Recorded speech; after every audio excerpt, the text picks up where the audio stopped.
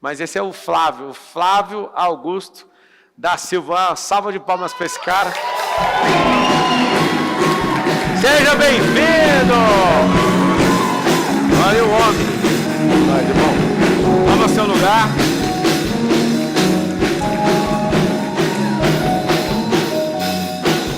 Aí sim. Que espetáculo, hein? Que beleza. Flávio Augusto da Silva, um homem que veio da periferia, foi para os Estados Unidos, construiu um estádio de futebol sem jogar bola. Tem coisas que você tem que saber sobre Flávio Augusto e eu vou apresentar. Flávio começou vendendo curso de inglês, não falava inglês. Flávio, brasileiro, que teve o primeiro time de futebol nos Estados Unidos, sendo brasileiro, e fez a maior transação do futebol brasileiro nos Estados Unidos. Continua até hoje sem saber jogar futebol. Tem base ou não? Está aqui um código. Você não precisa saber fazer o negócio, precisa contratar quem faz. Foi lá, contratou o Kaká e tudo mais. Para mim é uma honra estar com você aqui, alguém que eu tenho como um conselheiro, né, um amigo, alguém que algumas vezes eu falo para algumas pessoas que andam comigo, vai lá, fala com o Flávio. Ou então, peraí, deixa eu te perguntar o que você acha, Flávio. Um cara que ajudou a transformar minha mente aí. Mais uma vez, uma salva de palmas para Flávio. Isso, obrigado. Muito obrigado. O cara. Quem é você, Flávio Augusto, para essas pessoas? Seja muito bem-vindo. Obrigado, Paulo. Prazer estar aqui, prazer estar com essa turma animada. Eu costumo dizer que eu gosto de, enfim, né, eu tenho 52 anos, então ano que vem eu completo 30 anos que eu empreendo, 30 anos empreendendo. Desde quando eu fundei a minha primeira empresa, foi a WhatsApp, que completa 30 anos no ano que vem. Então, nesses 30 anos, a gente passa por várias fases. E nessas fases que a gente vai passando, a gente também vai se transformando. Sim. Então, a gente precisa ter uma identidade muito bem definida, porque você pode, em algum momento, esquecer, né? Quem é você, né? Quem é a sua... como é que você se define? Então, essa sua pergunta, eu preciso defini-la no tempo. Eu procuro sempre manter. Eu sou aquele mesmo garoto da periferia que andava de ônibus cheio, que se apaixonou pela Luciana e que foi trabalhar vendendo curso de inglês em telefone público e que sonhava ter uma vida melhor, sonhava melhorar de vida. Então, aquele moleque é a minha referência de onde eu não quero jamais sair. Eu quero sempre ser aquele garoto, ter a fome que aquele garoto tem, ter a força que ele precisou ter para poder superar tudo que ele superou.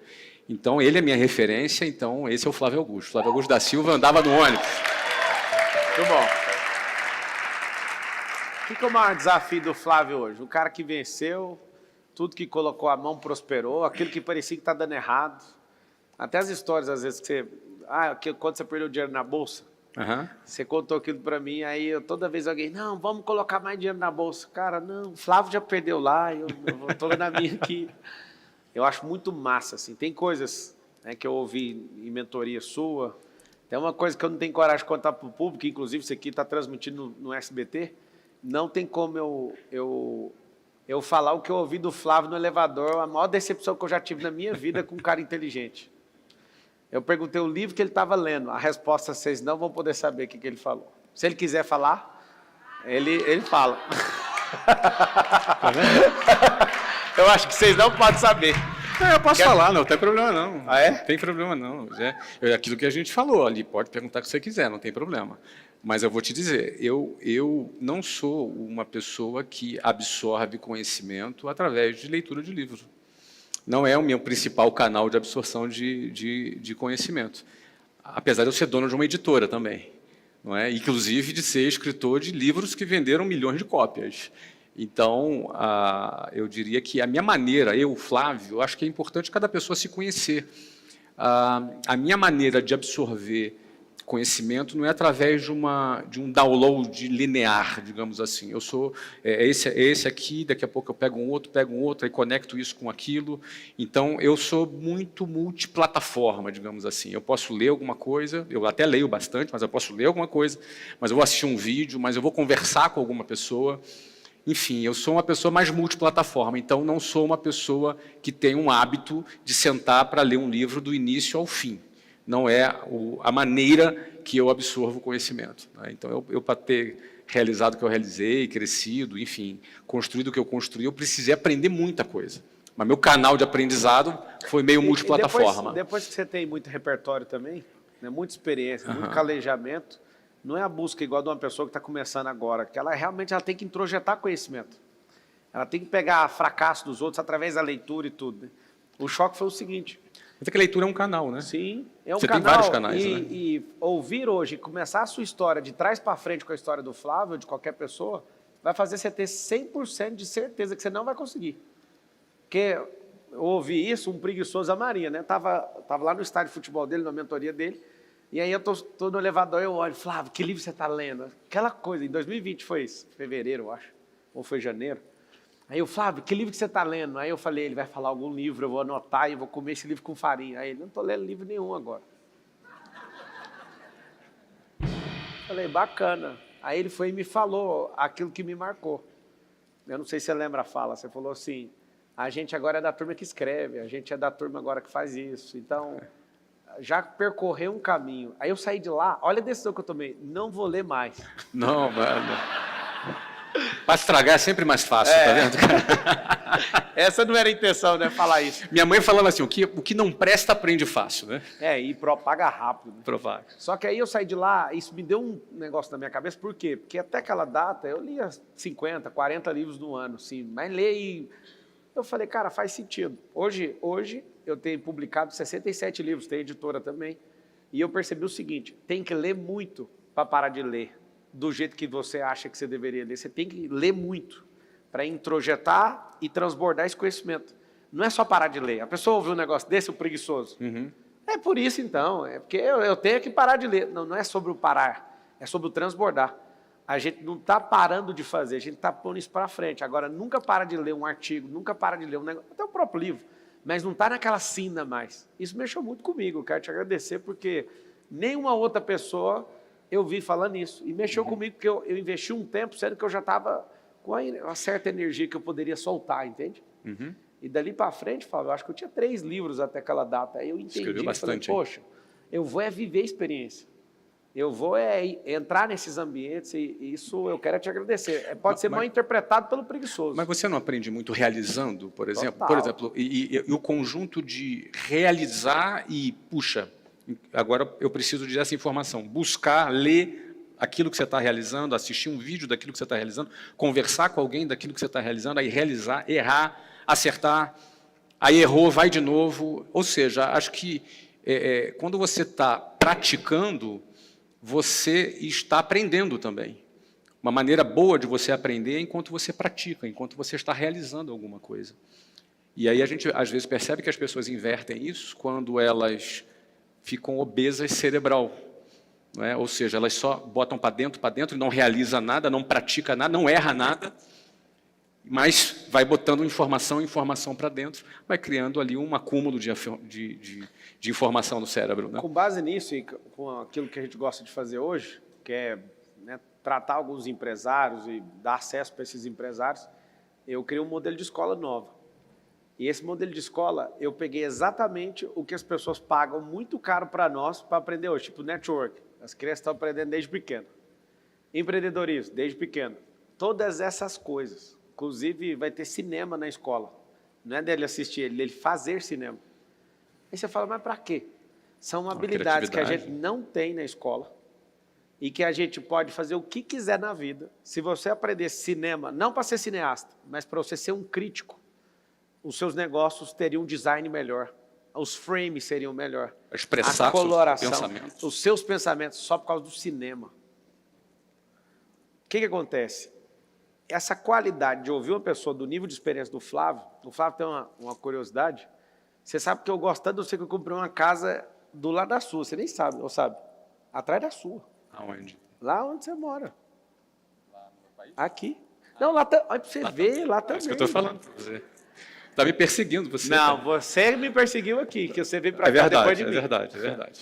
Seguinte, nós estamos bem pertinho. Então, no condomínio de lá, esse aí é novidade, acabei de te contar. Esse agora, isso. a casa que você mora, até a casa, uma casona grandona, é a minha casa atrás, no lago. Sim. Atrás. Sim. Falando em código aqui, né? Cara, eu não comprei a casa porque ela está do lado da sua. Eu estou achando que é. Foi porque foi um bom negócio. Então tá bom. Ela tem o melhor terreno, aí eu saí, a Carol falou, o que você vê demais aqui? Eu falei, não tem vizinho nenhum, nem na frente, nem no lado, nem aqui, mas aqui, vem cá, deixa eu te mostrar. O Flávio é aqui, a distância da casa do Flávio é daqui ali na parede. E aí eu falei, ali está a frequência do Flávio. E é muito massa você ser vizinho de um cara igual o Flávio, que um dia ele estava lá numa reunião do telefone, eu passo de Ferrari com a Carol, e aí ele, Aí ele, vamos marcar que eu vou te buscar na sua casa e nós vamos para a churrascaria. Aí a gente troca ideia, ele foi de Uber, ele pagou a conta. Ele é muito gentil, esse cara. Mas engraçado, tem uma coisa, Flávio, que eu lembro de você que eu fico um pouco chateado. É mesmo? Então vamos nos abrir aqui, publicamente. Vamos lá. Eu, com contato em comum, eu descobri o telefone do Flávio. Ih, já sei o que você vai falar. Aí eu chamei o Flávio. O Flávio via a mensagem e não respondia. Mês 1. Mas você acha que eu via? Né, o seu celular falava que você via. Mês 2, aí eu mandava um negócio. Mês 3, 5, 8, 10, 1 ano. Nunca respondeu. Aí eu, beleza, uma hora ele vai responder. Aí eu comprei uma mentoria, fui na mentoria dele lá nos Estados Unidos. Estou no estádio de futebol, só 20 mentorados ali reunidos. Aí ele fala num trem daqui, aí ele fala para todo mundo assim, eu e o Marçal a gente fala, né? A gente já fala no WhatsApp, né? Como assim a gente Mas eu achei ele um rapaz muito perseverante. Aquilo ali contou muito ponto, Marcelo. E aí um negócio engraçado. Eu vou dar um código para vocês aqui que apavora qualquer famoso. Ele não respondia. Ele só respondeu uma vez. Veio uma ideia na minha cabeça. Tinha um carinha fortinho, igual ele estava mais fortinho, para não falar gordinho. E eu mandei uma foto e falei, vi esse cara e lembrei de você. Você lembra disso? Não lembro. Depois você pega lá no Essas história. coisas eu esqueço rápido, entendeu? Aí ele respondeu assim, na hora. Aí eu falei, achei o código para falar com esse povo. Mas sabe o que é interessante? Eu gosto desse exemplo e eu quero te perguntar sobre isso. Não adianta você forçar a barra com a pessoa que você não está na frequência. E ele foi um marco para mim, porque ele ficou 1 ano sem responder, nunca falou nada. Eu acho que foi 2 anos. Foi? Você virou humorista agora, cara? Não, eu não estou humorista, mas é sério. Eu acho que foi 2 anos. E naquele elevador, depois, você cavou o pênalti e tu tinha... Eu falei, poxa, eu estou aqui, a gente precisava falar. Aí eu falei, vai ser amanhã, então. Aí, pô, mas amanhã eu estou saindo. Eu falei, amanhã eu estou com a viagem marcada, não sei se você lembra disso. Estou com a viagem marcada. Marcar a viagem. Aí você falou, cara, amanhã eu estou podendo. Aí você desmarcou a viagem, foi você e o Marquinho lá. E a gente, a gente marcou para conversar 1h30 e ficamos a tarde inteira. A tarde toda. E aí, eu levei a família no aeroporto, a gente estava indo para Las Vegas. Embarquei todo mundo e a Carol, você vai ficar? Eu falei, é o Flávio, eu estou 1 ano querendo falar com esse cara. Dois? Então vou aumentar 2 anos. Essa parte eu não lembrava, a derrota a gente não lembra, né? E aí, o que aconteceu? Ele falou, vem aqui. Aí eu falei, Carol, embarca lá para Las Vegas que eu chego lá amanhã. Aí fui para a casa dele. Para impressionar ele, fui lá e loquei uma Ferrari. Cheguei no cara e falei, quanto que é a locação da Ferrari? Aí o cara falou, mano, é $700 por dia. Eu falei, você sabe com quem que eu vou falar? Com o Flávio. E é o seguinte, eu vou postar e vou não sei o quê. O cara, então não precisa pagar não. Aí eu fui. Falei, o Flávio vai pirar, né? Chegou lá o Flávio. Eu não gosto de Ferrari. Eu falei, é da hora isso aí. E tem um fato interessante, que o Flávio é um grande homem de Deus, apesar de você não ver ele apelando ou falando nada disso, é um dos caras que eu mais considero um cristão verdadeiro mesmo, um homem de fé. E aí depois que ele deu tanta instrução, eu cresci tanto ouvindo, a gente foi lá no condomínio dele, na hora de ir embora, eu falei, Flávio, eu quero acessar essa parada sua. E eu lembro dele falando um negócio para o Marcos Paulo, ele falou assim, o Marcos Paulo estava lá, tinha acabado de ganhar o primeiro milhão dele, aí ele falou assim, Marcos, até os 30 você vai fazer uns 10 milhões. O Marcos bateu a mão na mesa e falou, tá amarrado. Isso eu lembro.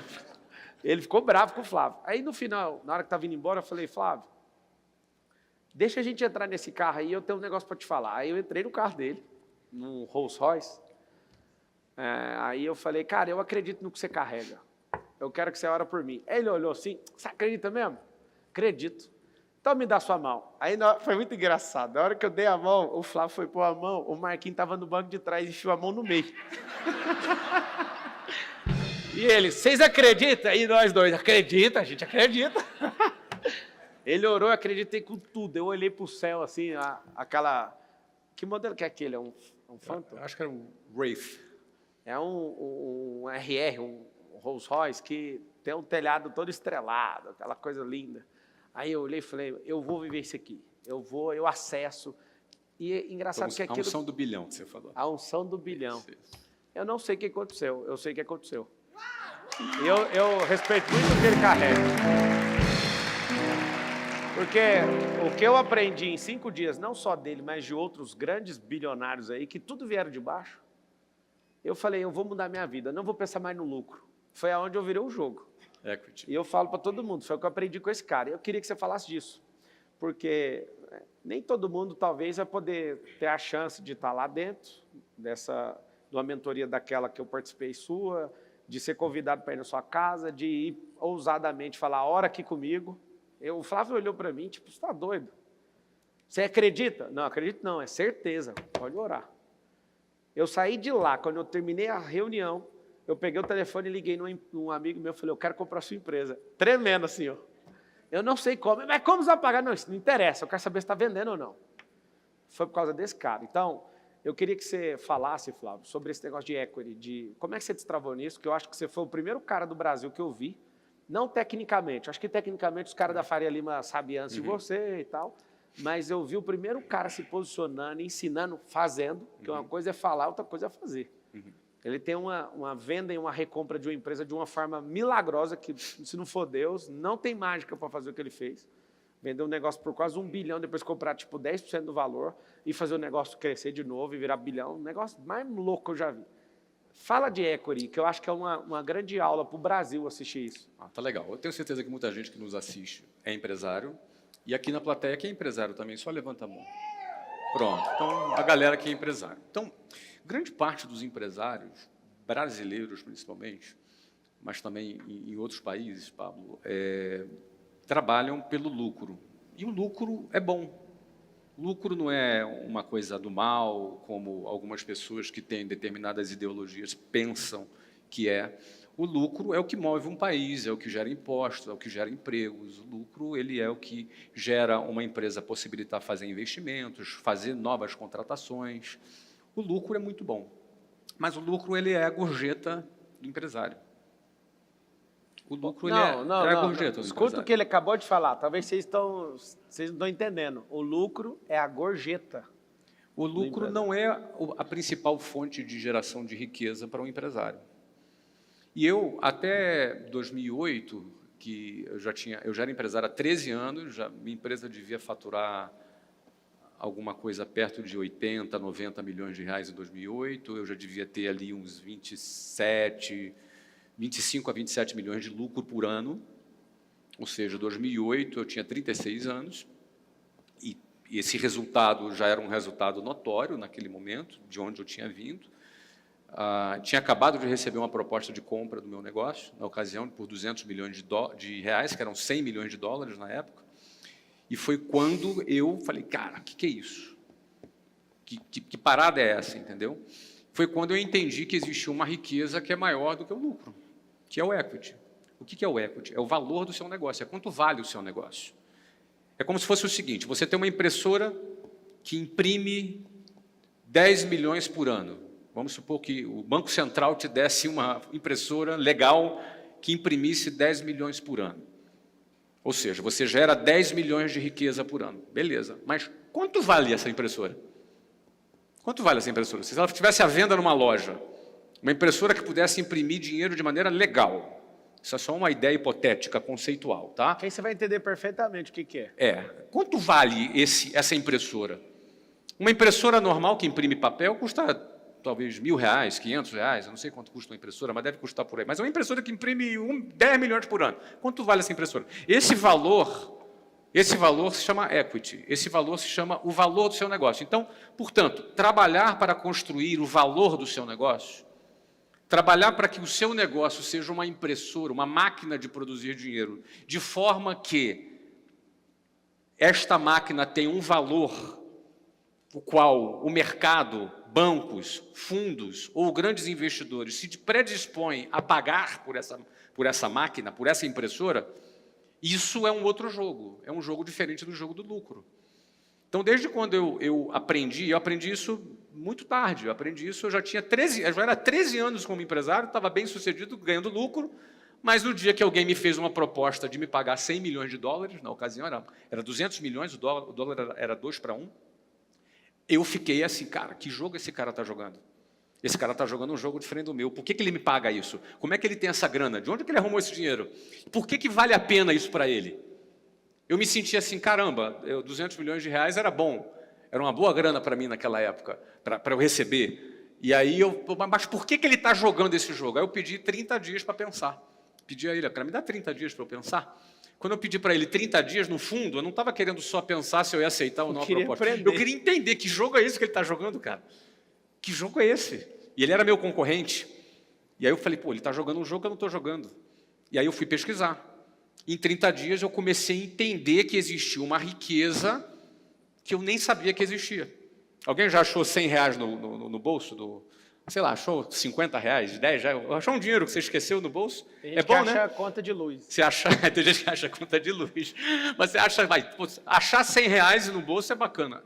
Aquele dia eu tive a sensação que eu achei 100 milhões de dólares no bolso. Uau! Porque era um valor que existia, era uma riqueza que existia que eu nem sabia. O meu negócio ele tem um valor. E esse valor, se eu aprendo a construir esse valor, cara, é uma riqueza muito maior do que o lucro. O lucro é uma gorjeta. Então, o empresário que trabalha apenas para o lucro, ele está trabalhando apenas por uma gorjeta. E, olha só, eu não tenho nada contra a gorjeta. Eu gosto de lucro, gosto de gorjeta. Todo mês, lá, quando meu financeiro de cada empresa liga, olha, esse mês é tanto, eu fico super feliz. A gorjetinha é boa. Mas a riqueza que a gente constrói é a riqueza do equity. A riqueza do equity é a riqueza que a gente constrói. Ó, dá só uma pausa aqui antes dele continuar nisso, que eu acho que isso aqui é uma das coisas mais ricas que vão passar na televisão brasileira para 21 milhões de pessoas, que são 21 milhões de empresários que tem no Brasil.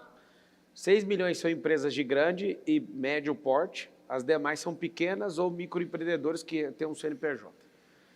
O que eu quero que você entenda é simples. Eu encontrei 2 caras discutindo uma ideia no resort, e a ideia dos caras era, nós precisamos urgente achar um lugar para colocar 10 milhões de reais. Eu falei assim, você está doido, eu sei fazer isso sem gastar isso. Aí ele falou, não, você não está entendendo.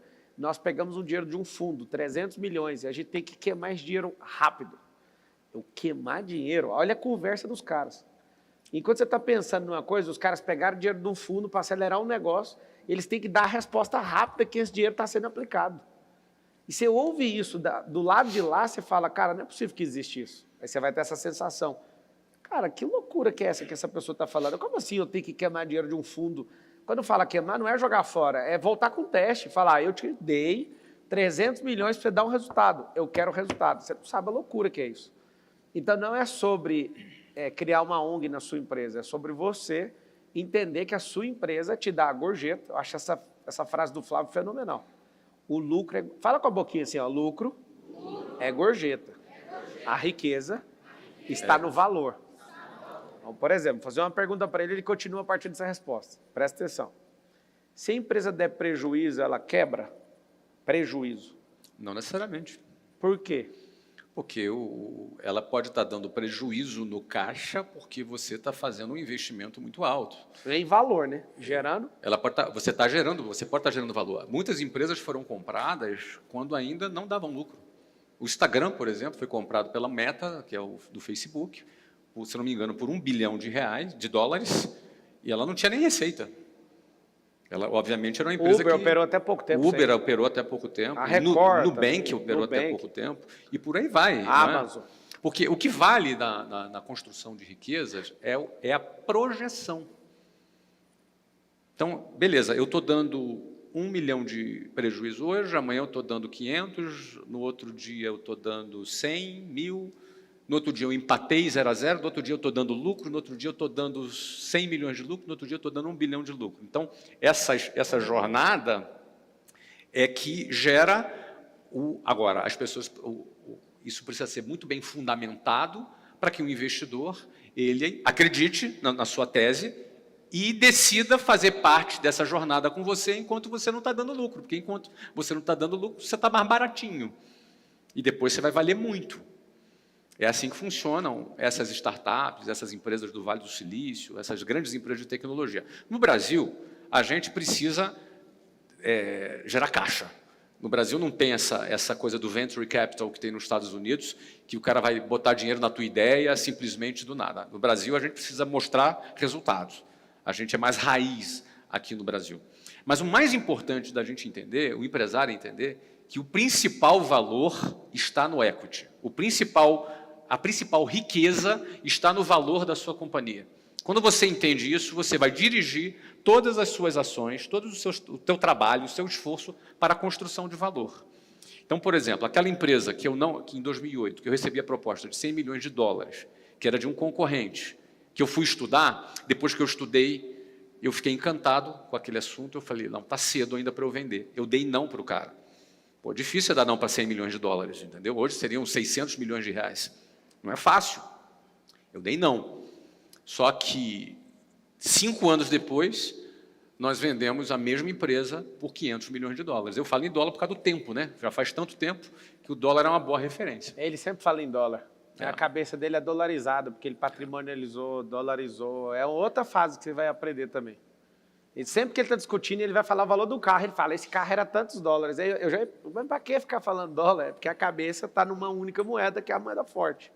Que aí depois que você aprender a proteger seu patrimônio, você vai entender que a conversa gira só em dólar. Principalmente, Marçal, num país em que a gestão política do país ela não é responsável do ponto de vista fiscal. Nós, por exemplo, esse ano no Brasil vai ter tá com déficit aí de 1,3 trilhão de real. Déficit é o quê? É prejuízo, ou seja, faturou muito e gastou 1 trilhão a mais, 1,3 trilhão a mais do que faturou. E aí, para poder pagar essa conta, emite títulos. Sabe o Tesouro Direto? Aí você emite um papel. Esse papel paga juros. Esse juros chama Selic. É aqueles juros que paga a remuneração do teu Tesouro Direto, por exemplo. Agora, quanto mais deve, quem compra um Tesouro Selic, por exemplo, um Tesouro Direto, por exemplo, está emprestando dinheiro para o Brasil. Então, quando você empresta dinheiro para o Brasil, ou para qualquer outra pessoa, tu fica preocupado. Será que esse cara vai ter capacidade de te pagar depois? Ele disse que vai te pagar daqui a 5 anos, com 10%, 12%, 13%, o que for, de juros ao ano. Será que ele vai ter capacidade de pagar? Então, quanto mais o investidor desconfia da capacidade do governo honrar com aquele papel, menos ele compra. E quanto menos ele compra, mais o dólar sobe. E aí, quanto mais o dólar sobe, para o governo continuar atraindo investidores, ele faz o quê? Ele aumenta os juros. Ó, eu te pago mais, vem aí, eu te pago mais. Tem mais risco, mas eu te pago mais. E aí, na medida em que o juros sobe, a inflação sobe, o dólar sobe, a população enfraquece. Qual a origem disso? Gasto do governo. Que gera desconfiança. Gostou da aula ou não? Massa, né? Gera desconfiança. Ah, cara, se eu sou um cara gastão, que gasto mais do que eu ganho, tu não vai emprestar dinheiro para mim?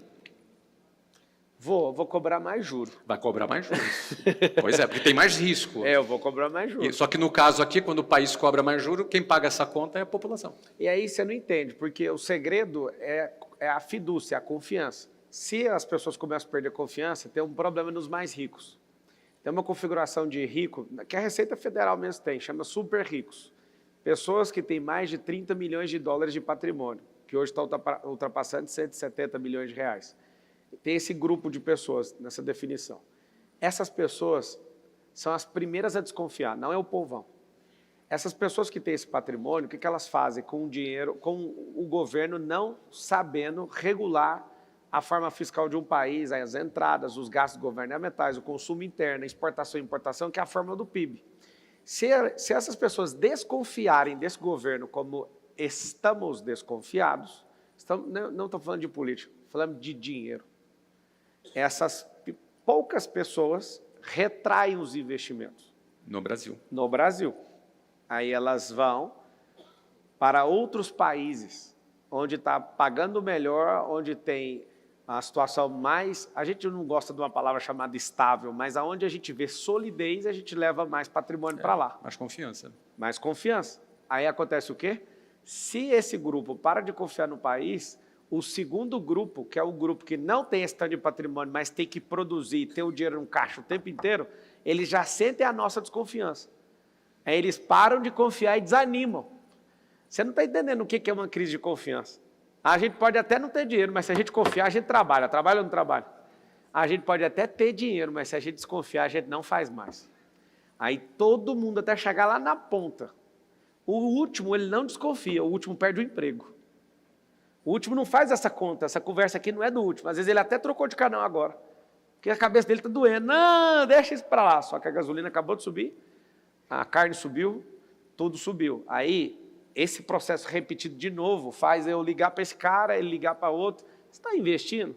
Você está fazendo loteamento? Você está fazendo não sei o quê? Essas conversas que para mim é as que mais dói no meu peito.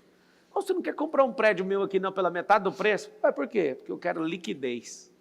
Quando isso vai repetindo uma vez, duas vezes, três vezes, a gente faz o que aconteceu em 2013, que é travar a economia. O que o empresário pode fazer para blindar disso? Você que é um cara que já passou várias crises, você que é um dos caras que eu respeito muito e tiro conselho aí de vez em quando. O que você acha que o brasileiro empreendedor tinha que fazer nos dias de hoje com essa relação fiscal tão conturbada? Olha só, Marcelo, eu comecei a minha vida trabalhando em 1991. Em 1991, comecei a vender curso de inglês. Sem falar inglês. Hoje eu falo inglês. Mas naquele dia você não falava. Naquela época eu não falava isso. Mas em 1991 comecei a vender curso de inglês. E só para contextualizar, os mais antigos aqui, quem lembra do Plano Collor aqui? São os velhinhos aqui, os cabeça branca como eu aqui, né? Isso. Lembra? O Plano Collor foi em 1990, ele congelou a poupança do Brasil, ou seja, ele confiscou o dinheiro da poupança do brasileiro. Ele numa tentativa de baixar a inflação, ele cortou a demanda, a oferta e a demanda na raiz. Ele cortou a poupança da população. E quando você corta o dinheiro, aí as pessoas não têm mais dinheiro para comprar nada. E aí, obviamente, a inflação cai, porque você diminui a demanda. Nesse momento, na década de 90, ali em 1991, foi quando eu comecei a vender. Ou seja, eu fui treinado num ambiente de escassez. Hostil. Porque não tinha dinheiro. Imagina, tomaram o dinheiro de todo mundo. Pronto, agora eu vou começar a vender meu produto. Foi assim, minha carreira de vendedor começou quando todo mundo teve o seu dinheiro confiscado. Não é? Então, ou seja, eu fui treinado num ambiente onde não tinha excesso, a gente tinha escassez. Depois, a gente teve inflação de 86% ao mês. Ou seja, o Brasil vivia uma situação muito pior do que a Argentina atualmente. Muito parecida com a Venezuela.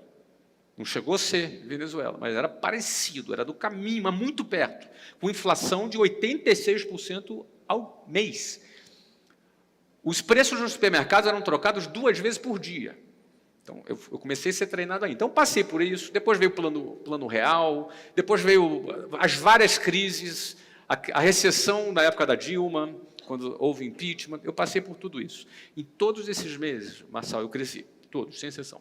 Todos. 91, todos eles eu cresci. Mas o ponto aqui é o seguinte, que eu quero dizer o seguinte, que eu cheguei na tua pergunta. A pergunta é o como, né? Tarará. Então, como é que a gente faz nesse momento para crescer? É preciso estar conectado com a economia real. A economia real não é o mercado financeiro.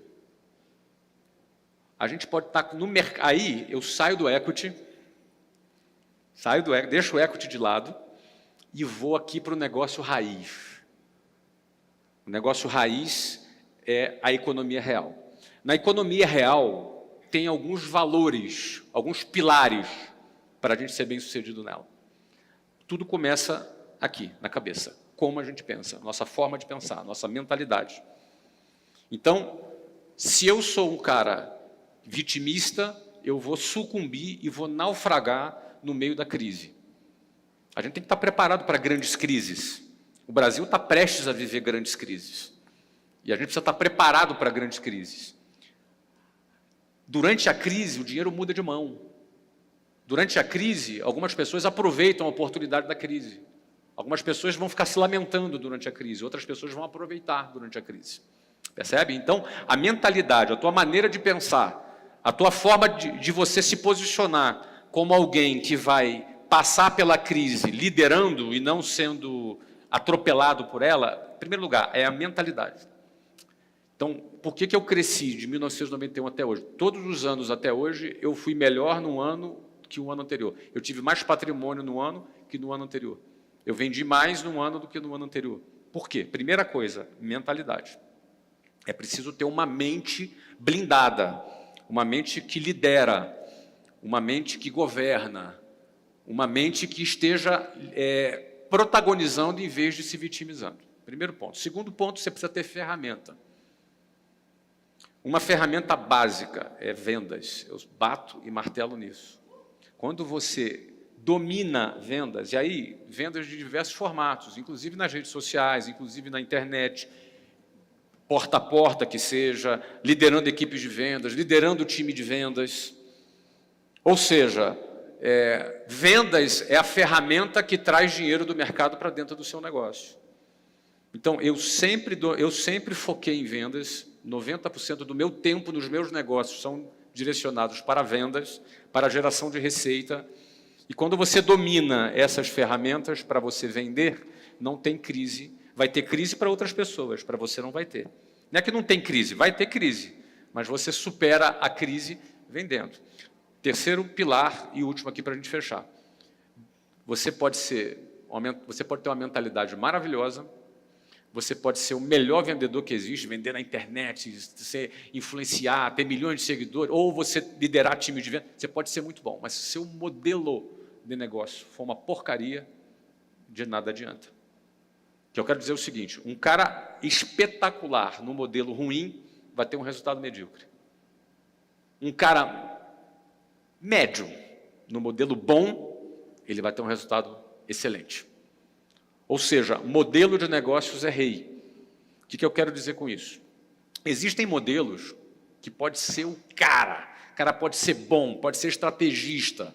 Você pode pegar aí o melhor dos melhores e botar nesse cara, mas se o modelo é ruim, acabou. Pega modelo que fiscalmente você tem que pagar 40% 40% de imposto. O modelo já é morto, já de cara. Já começa com 40% de imposto. O negócio é bom, só que a parte fiscal destrói o modelo. Todo mundo quer produzir carro. Qual marca no Brasil que tem a marca brasileira? Nenhuma. Você vai ter que pagar IPI, vai ter que pagar ICMS, já tem um modelo tributário. Então ninguém investe nesse troço. Não tem ninguém por esse caminho. O que você está vendo agora no mercado é trazendo carro de fora, com isenção de IPI. Ou seja... Que o nacional não tem. Que o nacional não tem. A Ford veio aqui no Brasil, falou, não dá para produzir carro no Brasil. Foi lá e comprou uma empresa brasileira, que era a Troller, para pegar a isenção fiscal. Acabou a isenção fiscal. Não sei se o motivo, eles não quiseram renovar isso, ou se acabou ali mesmo. Eu sei que na hora que acabou, eles falaram, vamos tirar o time do Brasil e parou de mexer com o carro aqui no Brasil. Ou seja, o modelo de negócio determina se ele vai funcionar ou não. E tem gente que fica dando murro em ponta de faca. Fica dando murro, tentando plantar uma semente boa no asfalto. Então, eu vou dar um exemplo para você. Você entraria num negócio, Pablo, que desse na última linha de lucro líquido 8%? Hoje não. Agora, se esse negócio tiver o Flávio, ele já tiver entrado primeiro, tem uns projetos que chama Caracu, vocês conhecem, né? Uns entram com a cara e outros entram com outra coisa. Só que, se você perguntar para mim, você quer entrar num negócio que dá 8%, só se for um faturamento multibilionário e que tem escala. Mas, dificilmente a gente vai achar um negócio de bilhões que dá 8%. Aí que está o segredo. Eu não entraria. Por quê? Porque eu tenho um negócio de 30%, 40%, tenho negócios surpreendentes que passam de 70% de lucro. Por conta de tecnologia. Quando você deu seus exemplos de ligação e tudo aí, de equipe de vendas, eu quase te falei que o maior prazer que eu tenho hoje, está ali uma camiseta da Love, ó, é ter uma inteligência emocional fazendo 40% das vendas de centenas de milhões de reais de uma empresa só. Inteligência artificial. Artificial. Não tem um vendedor. Aí ontem eu estava discutindo com o Kes, mas tinha que frear essa inteligência artificial, está vendendo muito. Aí você vai rir, dá uma risada, tipo, olha o que o papo... Vender mais do que dá conta quebra a empresa. Para quem não sabe, grandes negócios já quebraram por sucesso. Então, aí para você ver, sua cabeça nunca teve esse problema, né? E aí eu falei para ele, cara, vamos diminuir a potência desse negócio? Aí ele falou assim, não dá. Eu falei, mas por quê? Porque se eu fizer isso, depois ela não volta na potência que ela está. Aí eu, putz, o que tem que fazer? Tem que tacar dinheiro na danada. Tem que arrumar um sócio. Aqui, ó. Eu já falei que tinha um sócio chegando hoje. Você já viu, né? Já deu uma dele.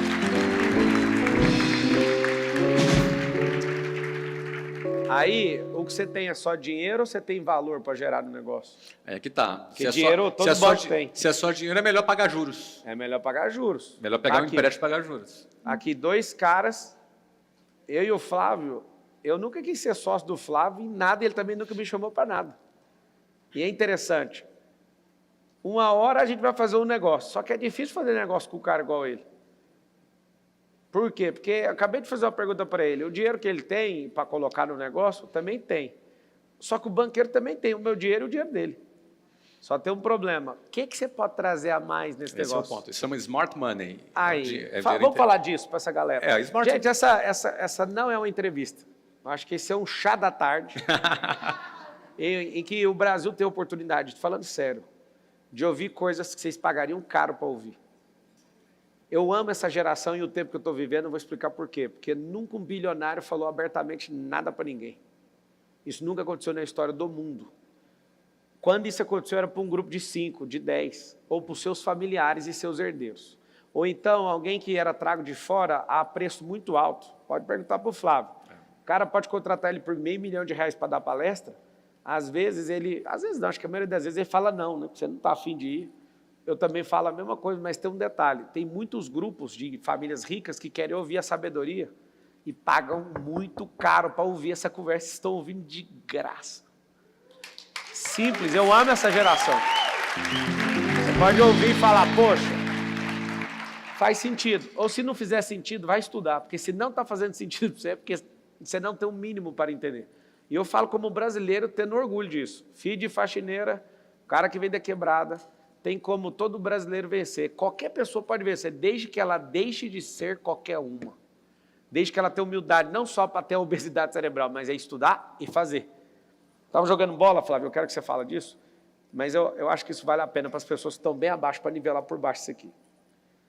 Eu jogo bola com os pais dos alunos da escola, e eu estou com um método agora na escola de ter a escola para os pais. Por quê? Porque eu percebo que a maior parte dos problemas nas crianças está nos pais. E reconheço isso como pai também. A gente joga bola, vai ler a Bíblia, a gente ora junto, tem um rolê massa, está acontecendo esse absurdo. Aí jogando bola, eu não dou conta de ver uma pessoa que não está tendo resultado. O cara jogando no meu time, errando o chute. Cheguei, mano, chuta assim. Aí ele falou assim, sabe o que é? Eu falei, o quê? Ele precisa de aumentar a confiança. Eu falei, não existe esse botão no cérebro. Você precisa de ajuste, de treino e de horas.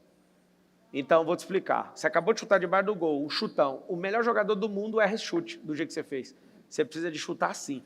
Fechou. Aí ele fazia uma coisa, eu corrigia. Aí eu fui corrigindo. Você quer ajuda? Quero. Então faz isso. Agora treina. Vem toda terça. Impossível não melhorar. É impossível.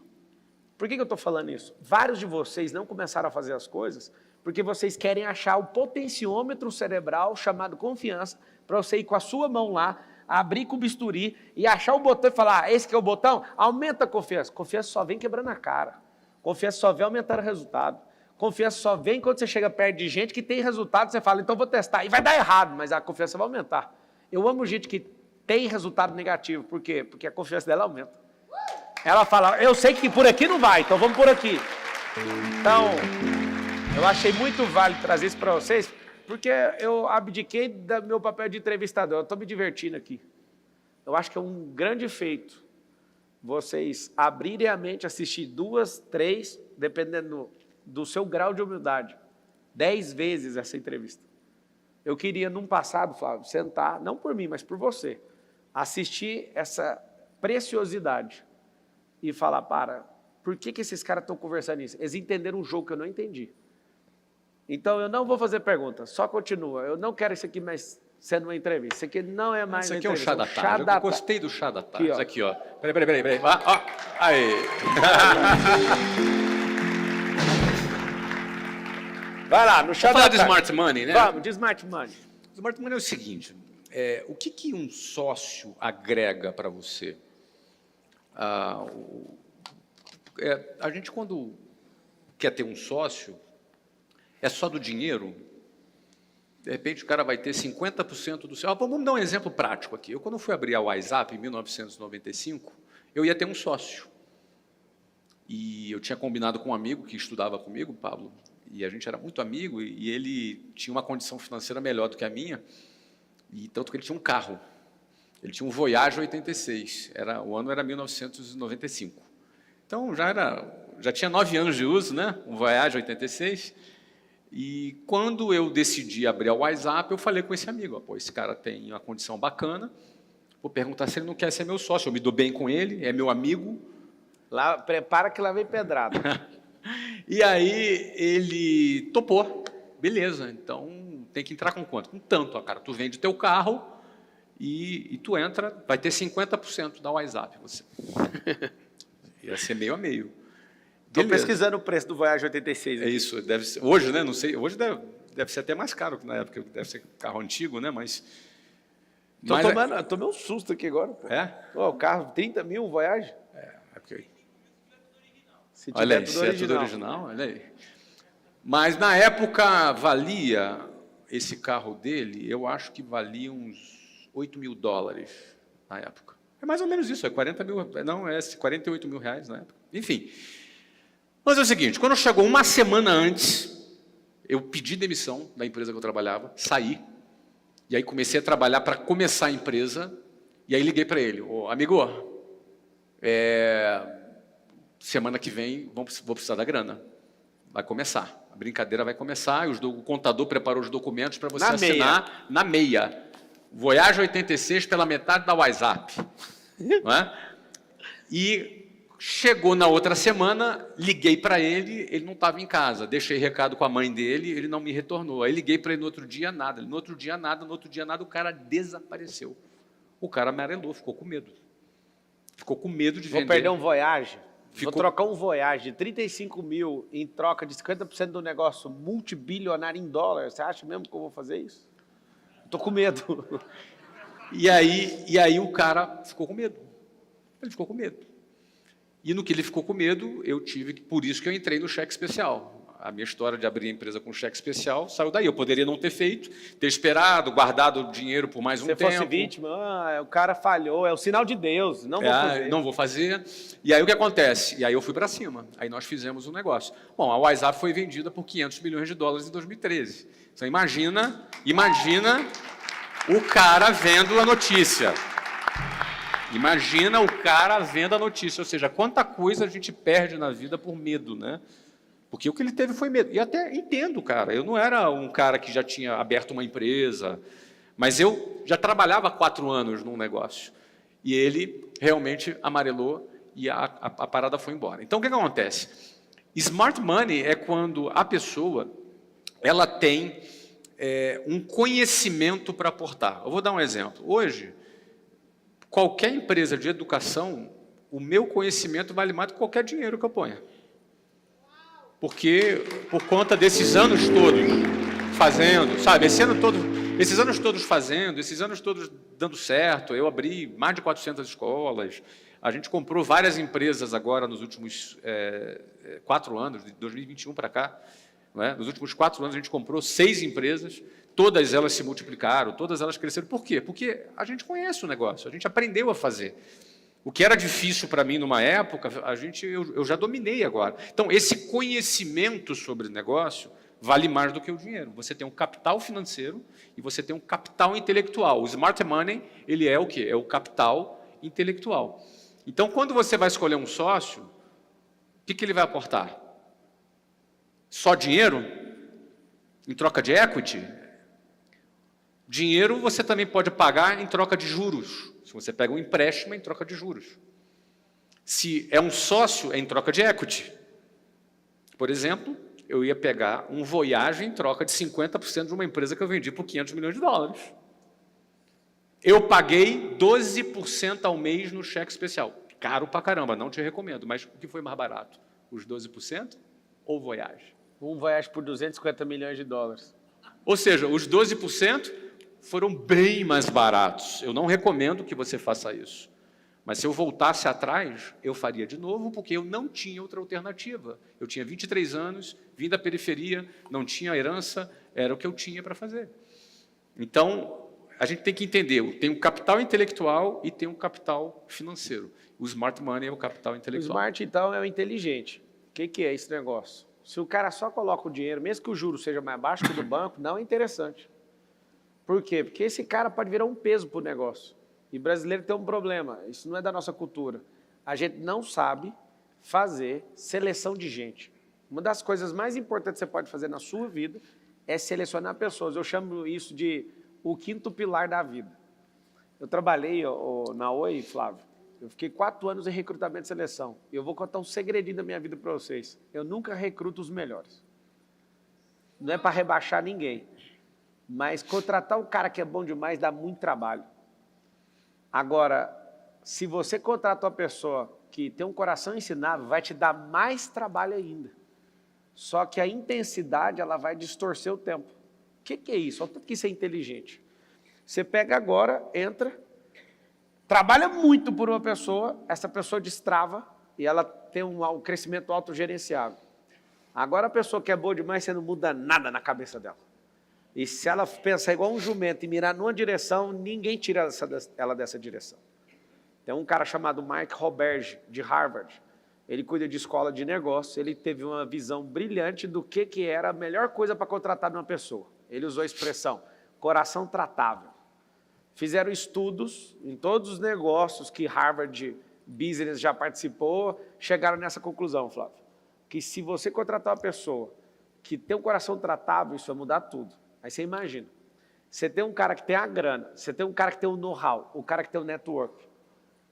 Por exemplo, um sócio meu ouviu uma história do Flávio. Aí a gente estava correndo, acho que você não sabe, eu não te contei isso. Eu estava correndo e ele contando, porque o Flávio está com 8 mil vendedores, não sei aonde. Eu, Flávio, com 8 mil vendedores, aonde? Eu fiz a pergunta desse jeito. Não estou duvidando do potencial. Eu falei, na onde que ele fez isso que eu não vi? Que lugar, aonde? E os caras trabalham assim, e o Flávio está faturando centenas de milhões. Aí eu vou te falar o que eu falei. Eu falei, eu sou do call center, o Flávio nunca foi.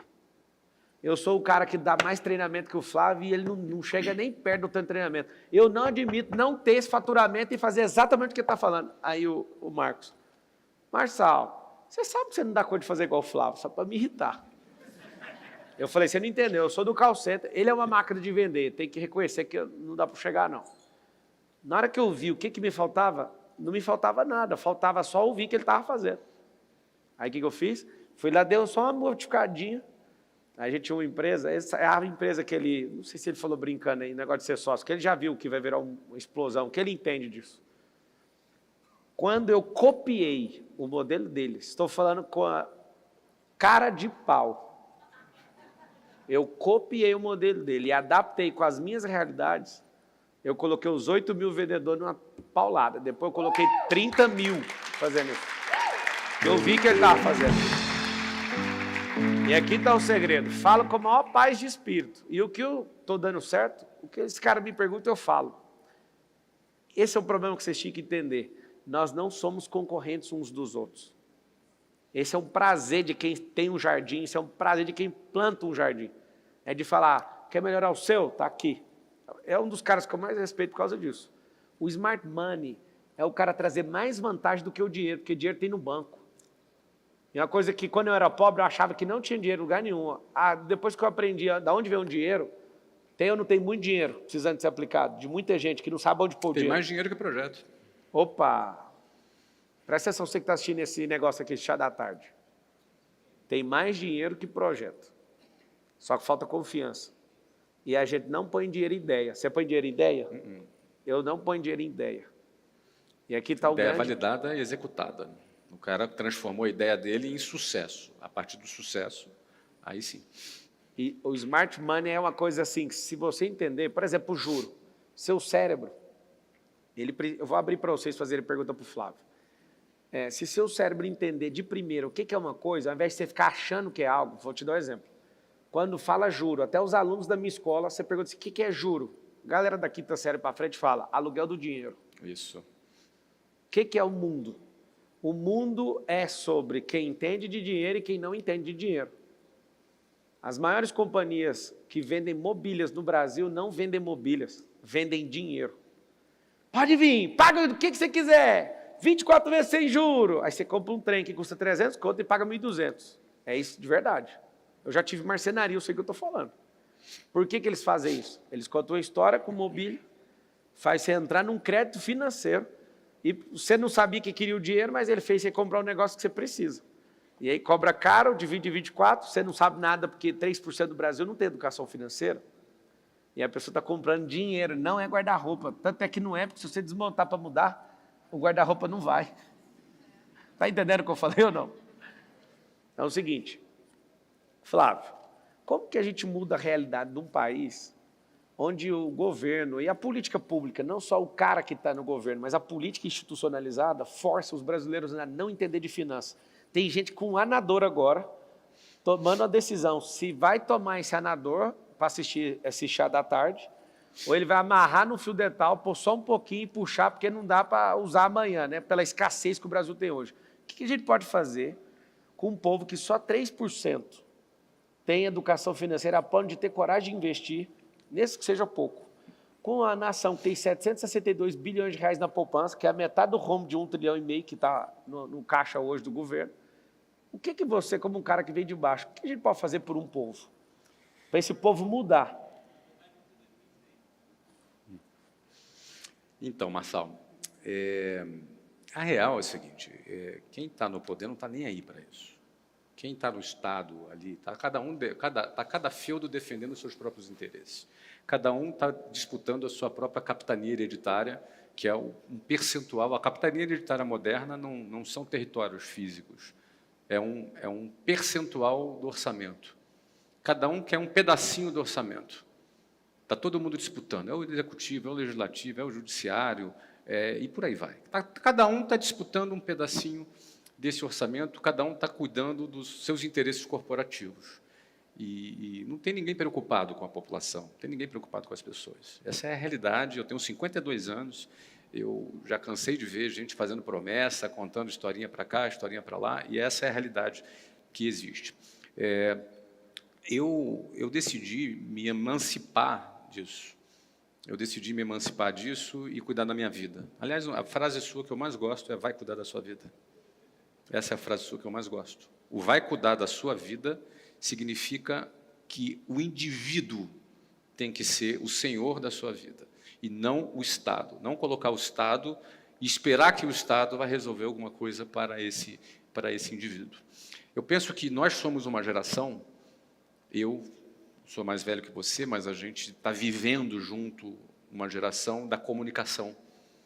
Eu falo com milhões de pessoas na internet, você fala com muitos milhões de pessoas na internet. Ou seja, a capacidade que a gente tem hoje de falar com muitas pessoas na internet pode dar para as pessoas um entendimento e uma libertação maior do que em qualquer outro momento que a gente viveu hoje, no Brasil, em qualquer outro momento. Eu penso que cada pessoa que conquistou qualquer coisa pode ser uma referência para alguém e ajudar 1, ou 2, ou 3, ou 4, ou 10, ou 20, ou 1000, ou milhões. O tamanho do seu sucesso vai te dar mais voz. O tamanho da sua voz vai libertar mais pessoas. Tem uma frase de uma abolicionista americana, eu esqueci o nome dela, tem um filme com ela. Tubman. Exato, é essa mesmo. Eu acho que é Harriet Tubman. Eu acho que é essa moça mesmo. Ela falou assim, eu libertei 1000 escravos, não libertei mais 1000 porque eles não sabiam que eram escravos. Então, a sua capacidade de abrir a boca e influenciar as pessoas, isso supera em muito a de qualquer governo, a de qualquer político, a de qualquer mamador de teta do Estado que está cuidando apenas dos seus próprios interesses. Então, a partir do momento que você entende o poder que você tem e o que as redes sociais te deu esse poder, você vai ser um agente de transformação e de mudança das pessoas e de mudança do país. Porque o que divide renda não é a divisão de dinheiro. Porque dinheiro tu dá para a pessoa hoje, ela gasta amanhã. Ela não tem educação financeira, ela vai torrar o dinheiro. O que mata a fome de uma pessoa não é nem você dar comida para a pessoa, porque ela vai comer a comida hoje e amanhã. Qual é a comida que ela vai comer? O que divide renda é divisão de conhecimento. O conhecimento gera renda. O teu conhecimento que você adquiriu ao longo da tua vida te permite, se você zerar hoje de patrimônio, tu começa tudo de novo e conquista muito mais rápido. Então, o conhecimento é que liberta. E hoje nós somos uma geração que podemos dividir conhecimento nas redes sociais, através das nossas iniciativas. Então, não que eu seja 100% descrente do que um político pode fazer pelo país, talvez alguém com boa intenção possa ajudar um pouquinho aqui, um pouquinho ali, mas o político nenhum vai fazer por você aquilo que só você pode fazer, que é a sua parte. A sua parte só você pode fazer. Muito bom. Vamos direto no como aí, ó. Se prepara aí para fazer a pergunta para Flávio Augusto da Silva. O time aí, ó, presta atenção. Dá preferência para os conselheiros aqui para mim. Vai lá. Alô. Pronto. Flávio, eu li seu livro e é incrível. O que moveu seu coração a não vender a WhatsApp no momento que você passava uma crise, que foi o que você escreveu no livro? Vamos lá. E qual outro momento você teve a mesma sensação do coração e tomou outras boas decisões? Vamos lá. Só corrigindo um pouquinho a sua pergunta, talvez essa tenha sido a sua compreensão. Eu não estava vivendo uma crise quando recebi a proposta de compra. Não é? Aliás, ninguém compra empresa em crise, ninguém compra empresa que está mal. Então, essa é uma primeira percepção cultural que as pessoas precisam entender. Eu sei disso porque quando eu vendi a WhatsApp em 2013, eu fiquei um tempo respondendo perguntas do tipo: pô, tu vendeu a WhatsApp, né? Vendi. Pô, ela estava indo bem, né? O que aconteceu? Tipo assim, o cara pensa, pô, se ele vendeu a WhatsApp é porque ela não estava bem. Se ele vendeu o Orlando City é porque ele não estava bem. Não é? E não é assim que funciona. Você não vende um negócio que não está bem, ninguém quer comprar um negócio ruim. O cara quer comprar um negócio bom. Ou quebrado. Né? Ou então completamente quebrado para poder ele aproveitar o espólio de guerra ali. Mas assim, o negócio que é comprado com sucesso é um negócio que está bem. Então, a empresa minha, naquela época, estava super bem, não tinha crise, recebi uma proposta de um concorrente que queria crescer. E o que me fez não vender, eu fui estudar equity, eu contei essa história aqui agora há pouco, e percebi que eu podia crescer muito. Eu assumi um determinado risco, porque eu deixei de pegar um dinheiro garantido que estava ali na minha mão, mantive esse patrimônio no jogo por mais um tempo, acreditando que eu multiplicaria. Deu certo. Em vez de vender por 100, eu vendi por 500 de dólar. Ou seja, mas o que fez eu não vender foi eu ter entendido aquele jogo que eu não sabia, e eu falei, cara, eu acho que eu posso jogar esse jogo e eu tenho como crescer nos próximos anos. De fato, eu tinha muita margem para crescer ainda. A diferença da oferta de 100 para de 500 foi quanto tempo? Foi de 2008 para 2013, foram 4 anos e meio. Ele não recebeu uma oferta maior, ele gerou um valor maior. Eu gerei um valor maior. E ele só gerou porque esse cara engatilhou o cérebro dele oferecendo 100 milhões de dólares, que ele achava com toda a veemência da vida dele que ele não valia isso. Só que isso assombrou ele. Se ele fosse um cara dinheirista, que é a minha leitura dele, conhecer ele um pouco, ele entregava esse negócio e tchau. Só que ele falou, vocês estão vendo que eu não estou vendo, como que eu vou vender um negócio sem ver? Então, vou estudar. Ao estudar, de 2008 a 2013, ele gera valor nesse negócio para vender, que é diferente. Ele foi pego de surpresa, sendo vendido, sem saber. Não, então, peraí. Tem uma empresa minha que está passando por isso, ofereceram um dinheiro que eu acho que não vale. Só que no meu caso é o contrário. Eu acho que é muito pouco que o cara ofereceu. Aí eu falei, vocês fizeram isso na empresa? Não, vamos vender depois de fazer isso. Eu topo vender, desde que... Aí esse tempo dessa reação, de tipo, cara, você não programou para vender, e se programou, não fez o que programou, vamos fazer um negócio? Depois a gente vende. Então, assim, a questão da geração de valor é absurdo. Por que eu perguntei a data? Porque a data não foi que alguém deu uma oferta melhor. Ele gerou valor. Ele cresceu o negócio. Entende ou não? Foi uma decisão técnica mesmo. Foi uma decisão técnica, foi uma decisão... A partir do momento que eu aprendi aquele jogo, e eu cresci 4 vezes mais e vendi 5 vezes mais. A empresa estava 4 vezes maior, 4 anos e meio depois, e eu vendi por um valor 5 vezes maior naquele período. E é importante assim entender, as pessoas, qual o melhor momento de vender um negócio? É quando você está voando, cara. Esse é o momento de vender. Não é quando o negócio está ruim, é quando o negócio está excelente, está voando. Eu lembro quando eu vendi o Orlando City, eu vendi em 2021. Qual era a minha narrativa da venda? Nós vamos ter Copa do Mundo em 2026, percebe?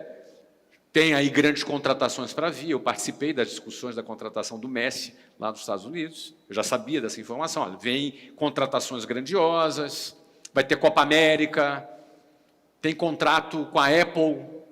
A MLS, a gente participei de negociações com os contratos do streaming da Apple TV, que é uma das patrocinadoras da MLS. A MLS é a liga de futebol nos Estados Unidos. Não é? É a Major League Soccer. E aí o que acontece? Então, o cara que compra, ele pensa assim, pô, esse negócio vai crescer. Então, o momento de venda é quando você está bombando, voando, mas que você vende para quem compra um futuro. Porque aí muitas pessoas falam assim, pô, mas por que você vendeu, cara? Pô, uma hora você tem que vender. Uma hora você vai vender. Eu faço negócios para vender. 100% das minhas empresas serão vendidas. 100%. Até porque uma empresa ou quebra, não recomendo, ou é herdada, mas aí você tem que morrer, também não recomendo, ou ela é vendida.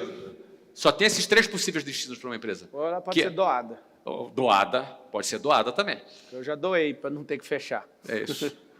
Mas é o que eu te falo. Então, toda empresa, ela é vendida porque deu certo, não é vendida porque deu errado. Beleza? Boa, vai lá, próximo. Obrigado. Oi. Flávio, eu te conheço desde 2008, onde eu tive a honra de fazer parte do seu time comercial, Que legal. da WhatsApp Curitiba. Como é que é seu nome? Bárbara. Bárbara. E desde então, sim, Pablo, ele é uma máquina de vender. E desde então, naquela época eu já tinha conhecimento da grandeza da sua pessoa, do seu trabalho, mas eu percebo que você preferiu ser uma pessoa mais low profile no digital. E eu queria entender por quê. Eu sou tão low profile digital? Assim? Assim, você responde mais caixa de pergunta que 300 influenciadores juntos. O que você chama de... Só me define low profile digital, só para eu entender. Você não aparece muito, você não se expõe, não expõe.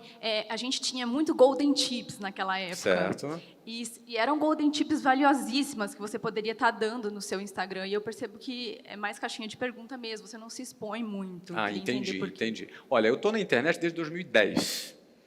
Não é? Eu estou na internet desde 2010, eu tenho, nas minhas redes sociais todas, cerca de 12 milhões de seguidores. Falo em torno entre 15 a 20 milhões de usuários únicos por mês, considerando todas as minhas redes. Mas eu entrego o que eu tenho disponível de tempo para entregar. Não é? Eu realmente prioridade, o digital. É mais prioridade. Eu acho que ele tem vergonha. Não, que vergonha. Zero. Vergonha nenhuma. Zero. Mas assim, eu dedico o tempo que eu me proponho a dedicar. Então, por que eu faço caixinha? Por que eu gosto muito de caixinha? Porque eu ocupo os espaços vagos que eu tenho. Então, por exemplo, fiquei aqui uns 5 minutos aguardando a entrevista começar. Eu já fui para a caixinha. Então, um intervalo entre uma reunião e outra, eu vou para a caixinha. Você acha brega ter que ser você falar? Eu falar, eu posso. Quando eu posso, eu falo. Se você entra ali, os meus Reels, tem vários Reels meus falando, mas eu não faço isso diariamente, porque isso ocuparia um tempo que, para mim, eu não tenho esse tempo no momento. Entendeu? Ele não usa o tempo de forma ativa. Ele usa ali o espaço de uma coisa e...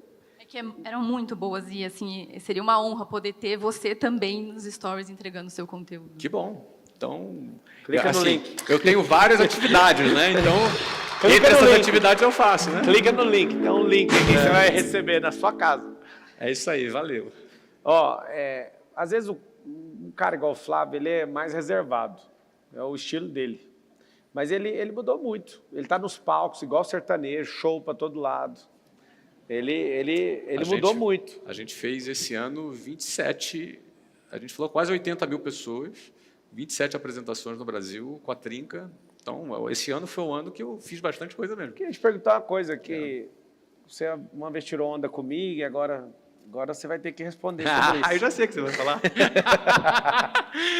Ai, salvação. Estou lá um dia conversando com o Flávio. Flávio, por que você não tem seu jato? Aí ele me descascou. Boa. Jato isso, jato aquilo. Aí eu falei, mas esse relógio no seu braço? Ele falou assim que gasta muito dinheiro. Aí eu falei, mas esse relógio seu aí também é uma escolha sua. Bati a boca com ele. Ele foi um cara que eu assisti um vídeo dele, eu acho que a Bárbara tem razão. Acho que você pode, isso eu só acho, tá? Sua vida vá cuidar dela e você faz o que você acha. Você já está fazendo bem, inclusive. Mas a sugestão que eu acredito é que cenas como aquela me marcou muito. Uhum. Aquela cena você indo por um jato e escreveu assim, ó, eu gravei a tela. Se as decisões que você tomar der certo, todo mundo ganha. E o contrário também é verdadeiro. Aí ele e a família indo para um jato. Uhum. Eu vi aquele vídeo, eu gravei e falei antes de conhecer ele. Respirei e falei assim, eu vou viver exatamente isso. Eu não aceito viver menos que esse cara está fazendo aqui e falando. Eu não sabia que ele, por questões de lógica financeira, é melhor ser investido do que comprar um jato mesmo, eu entendo. É melhor fretar. É melhor fretar. Só que aí, ele comprou um jato agora e gastou uma pá de dinheiro e eu fiquei assistindo aquela cena. Uhum. Eu queria saber como é que foi seu destravar. Muito interessante falar Conta sobre pra isso. mim. Olha só, eu não ando de aviação comercial dentro do Brasil, nos Estados Unidos e da Europa, aliás, na América do Sul, nos Estados Unidos e na Europa, desde 2010, 2011.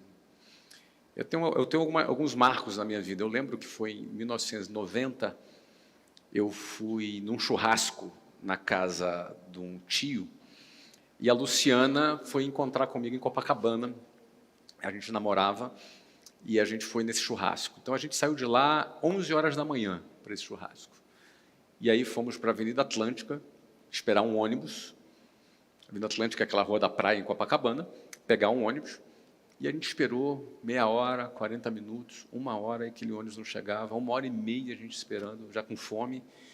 E aí decidimos pivotar a ideia, peguei um ônibus para Barra da Tijuca, pegamos lá um ônibus para Alvorada, levou mais 1 hora, chegamos lá 2h30 da tarde na Alvorada, era um domingo, lotado de gente, porque era domingo, dia de praia, na Barra da Tijuca, na Alvorada, ali estava lotado, eu fiquei mais uns 40 minutos esperando o ônibus, a gente entrou no ônibus, sentei no ônibus, tinha uma turminha bacana ali da Cidade de Deus, que ficou meio que implicando comigo ali, eu fiquei ali quieto, porque se eu encrespasse alguma coisa, eu apanhava ali dentro do ônibus, então foi bastante desgastante. Bom, conclusão, para resumir, cheguei lá na Taquara, em Jacarepaguá, na casa do meu tio, tive que andar com a Luciana, subindo ali uma ladeira, e chegamos lá na casa do cara, era 4h30 da tarde, tinha uns pedaços secos de carne,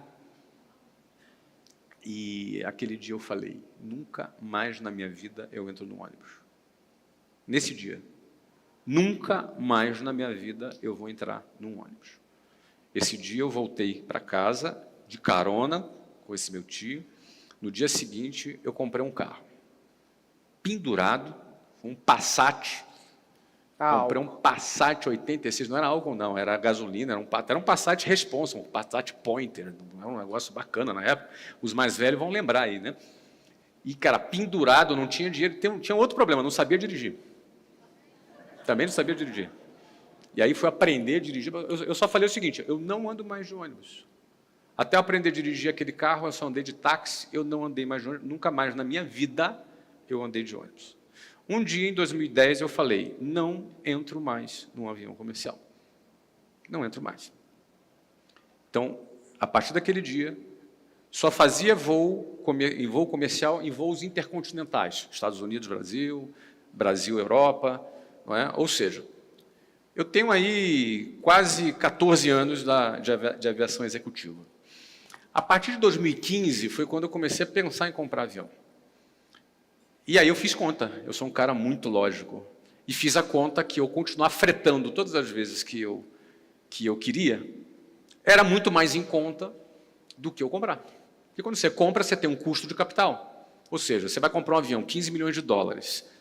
Você deixa de ganhar 10% ao ano desses 15 milhões de dólares. 1,5 milhão de dólares é só o custo de capital. Fora o custo fixo, fora o custo variável, fora a depreciação. Porque as pessoas costumam calcular apenas o quê? O custo operacional.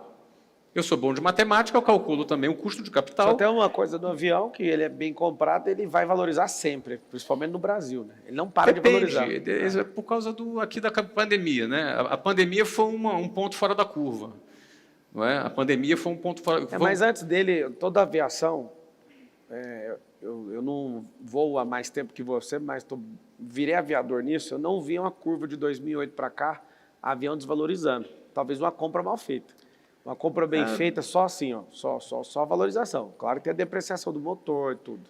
Você tem overhaul, você tem todo o Já custo. fiz 2 vezes, nem tem medo, eu já entendi o custo jogo. você faz, exatamente. E eu nunca comprei, entendeu, Pablo? Nunca comprei. Então eu vou fretar, vou sempre fretar, sempre fretei. Aí o que eu me convencia para fretar? Ah, cara, eu andei em Global, andei em 7X da Falcon, Falcon 900, Falcon 2000, Gulfstream, enfim. Eu cada hora vou voar no avião que eu quiser, eu contrato e ponto. Não compensa. O que mudou? Essa é a tua pergunta. O que mudou? O que mudou é o seguinte, meu caro amigo. É um tema perigoso de falar. As pessoas precisam tomar cuidado para ouvir isso aqui. Essa fala talvez trava um pouco de pessoas É possível. e vai destravar outras Vai destravar pessoas. quem precisa destravar. Isso. O ponto aqui é o seguinte, tá? Tem uma fase na tua vida que você tem que fazer conta.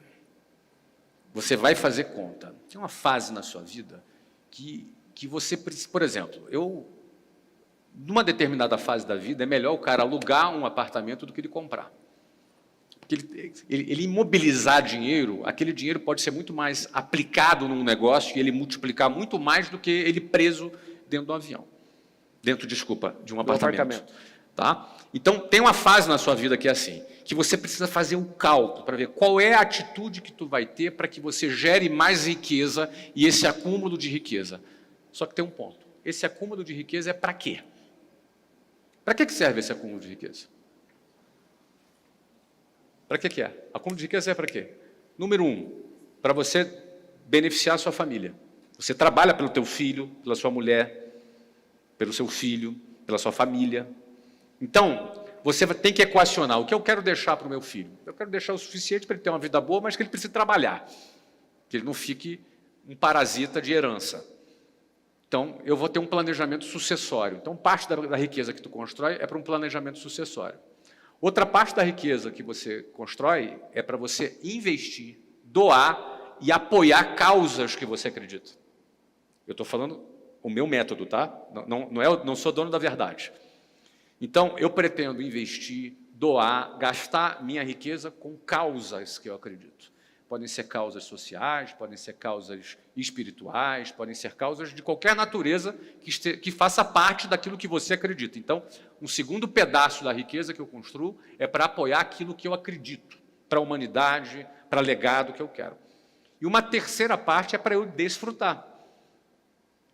Uma terceira parte é para eu desfrutar. Então, se eu, no meu planejamento sucessório, eu tenho 52 anos, pretendo viver algum tempo ainda na vida.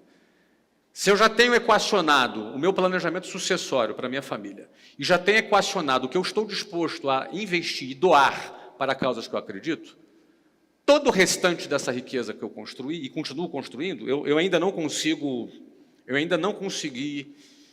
eu não quero parecer arrogante, mas eu vou continuar a minha construção aqui, né? Eu ainda não consegui gastar mais do que eu produzo de dinheiro todos os anos. Eu ainda produzo muito mais do que gasto, mesmo com tudo que eu gasto.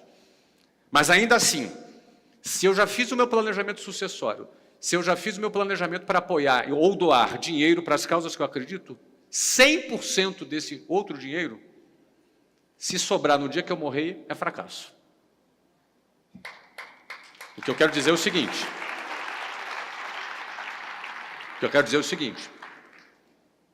Esse dinheiro tem que ser zero. Eu tenho que terminar a vida com zero. Porque se eu já fiz um planejamento sucessório, se eu já fiz um planejamento, é forte, né?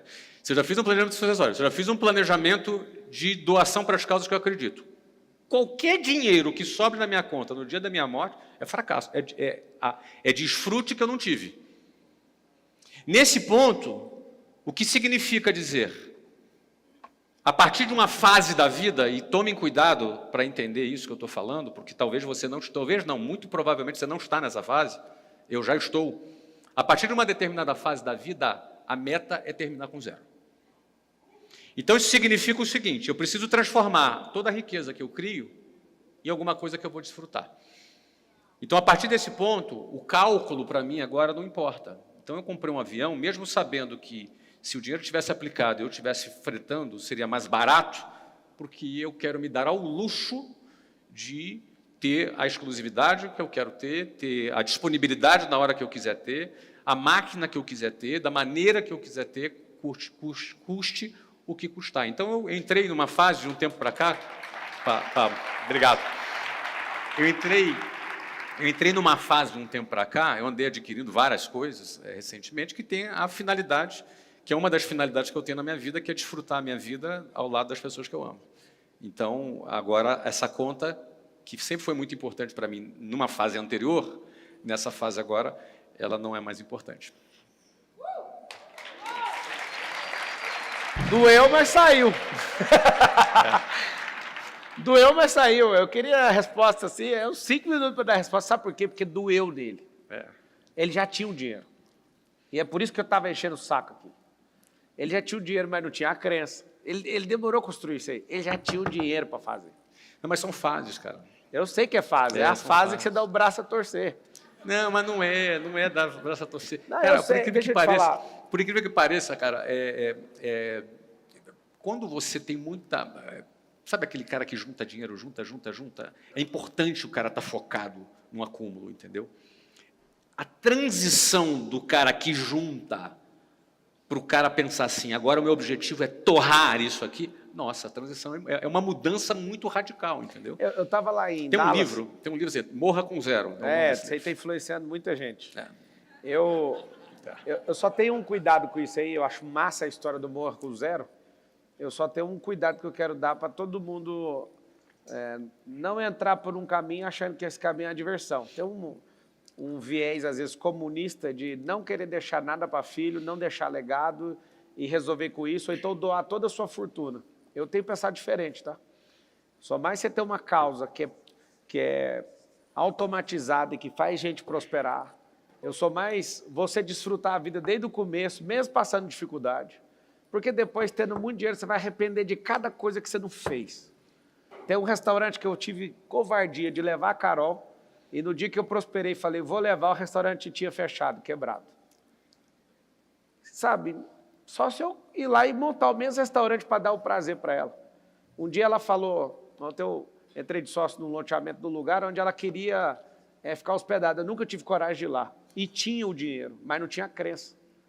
Deixa eu te falar uma coisa, se você tem os códigos para prosperar, não há regra para nada não. Agora, não seja um aventureiro sem os códigos para sair numa aventura querendo quebrar tudo. Aí você vai quebrar. Isso aí não é isso que eu estou falando. Esse é o perigo quando a gente fala sobre esse assunto. Eu vi que você tomou esse cuidado. Eu tomo muito esse cuidado porque, por exemplo, Pablo, eu lembro que eu abri minha empresa com um cheque especial de 12%, eu tinha 23 anos. E você não recomenda para ninguém. Eu não recomendo para ninguém, mas faria de novo. Pois é, mas se você recomenda isso, a pessoa surta, porque ela vai dar errado. Tem gente que surta, a gente precisa ter responsabilidade, mas foi o que eu fiz, é a minha história.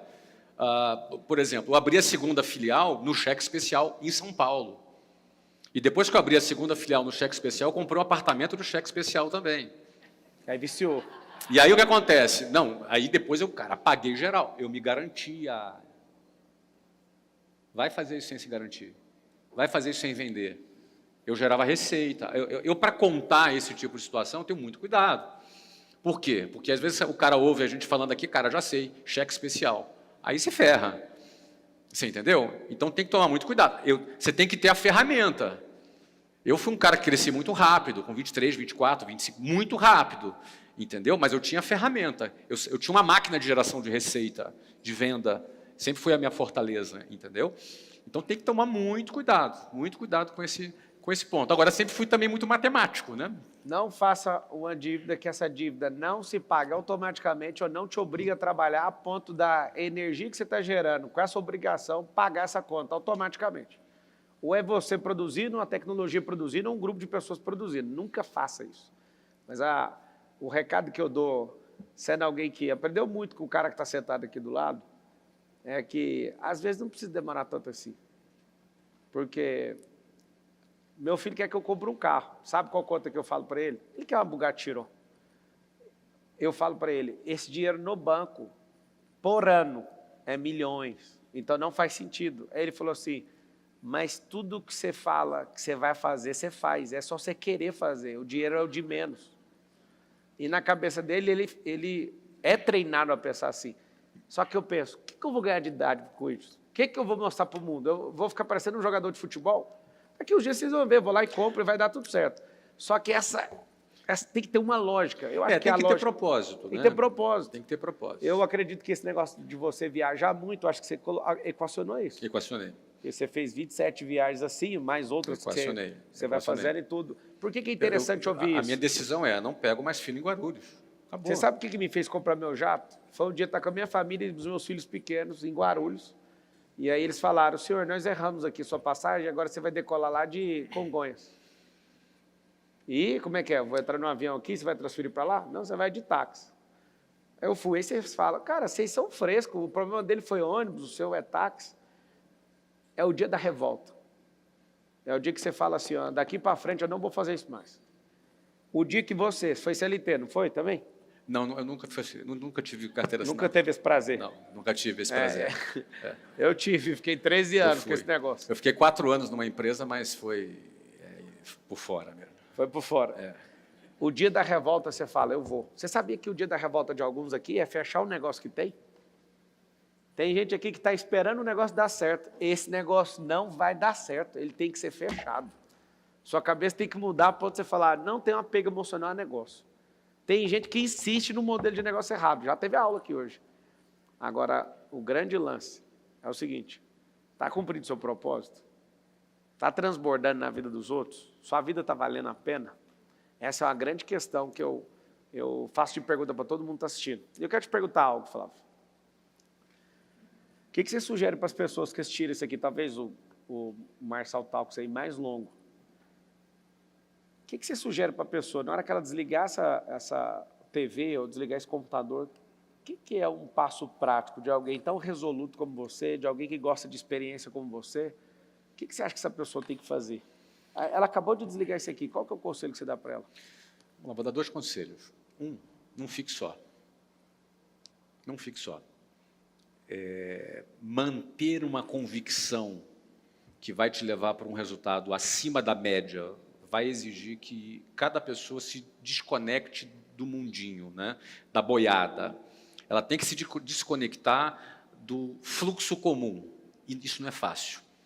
Quem decide sair do fluxo comum vai ser criticado, vai ser zoado, vão te chamar de Elon Musk, entendeu?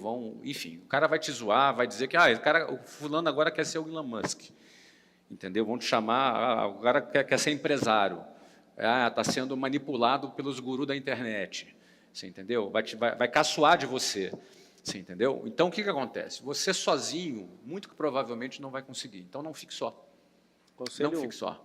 Tá? Segue as pessoas que você admira na rede social e se conecte, se possível, com pessoas que pensam diferente da maneira que você quer. Conselho 2, se você não tem necessariamente que seguir uma cartilha, você precisa ter coragem para você se desvencilhar da manada. Tem que ter coragem. Ou seja, se você se formou, se você ficar na CLT por 40, 50, 60 anos, o final da sua vida vai ser INSS.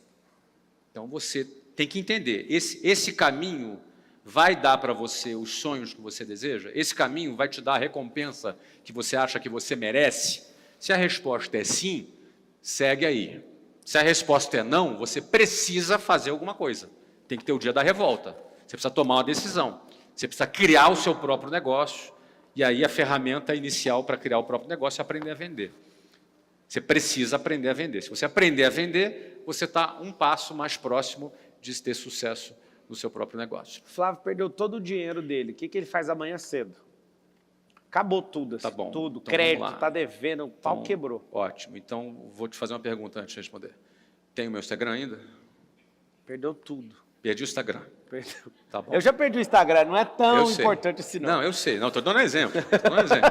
É porque todo mundo fica com a falta de ar. Assim. Não tenho. É Eu mais sei para que você não saber. precisa. Rede social. Eu perdi a rede social? Meu amigo, sabe aquele projeto? Aham. Você tá sem nada. 00. Dá licença. Sem você nome. Perdeu seus contatos. Perdi os contatos. Perdi os contatos. Aí é problema. Então, vamos Aí é lá. problema, Então, eu porque era perdi. só ligar no banco. Banqueiro... Perdi. Exatamente. Não, exatamente. Não, você imagina. Você fala, tem um network. Beleza, eu faço uma ligação, acabou, tá resolvido. E eu acho massa você que tá assistindo agora escrevendo assim, ó. Não, bate palma porque é real. Tá resolvido. Agora tem um cara, ele tem um cara agora, que é igual aquele meme do Leonardo DiCaprio. O cara pulou no sofá e falou, mentiroso! Deixa eu te falar, é desse jeito. É desse jeito, cara. Esse cara já fez Você o quê? faz uma ligação pro cara e fala assim, olha, vou fazer um projeto tal. Quer vir? Quero. Ele não vai dar uma dica do cara do Voyage de novo, né? Não, cara. Porque Esse você que já pulou tem- do sofá, você não entendeu. Tá. Quando você constrói, isso é know-how, isso é sabedoria, isso é crédito, isso é um negócio que ninguém apaga. Agora, não Sem tenho nada. Nada. Que é isso? Se você Então. der a resposta, Então se a não- pessoa entender, ela pode seguir. Tá, ué. beleza. Aí, então deixa eu dificultar um pouco. Então vai. Não posso nem usar a minha cara. Aí, beleza. Dá Então, nada. beleza. Nada. Nada. Então, o que eu Você faço? só vai ficar com o sobrenome Silva. Silva e tem que trocar de nome. Não, outro nome. Tá bom. Giovanni da Silva. Giovanni da Silva. Isso. Tá legal. Eu crio um avatar em inteligência artificial, abro uma rede social com esse avatar, tenho o meu conhecimento? Pronto.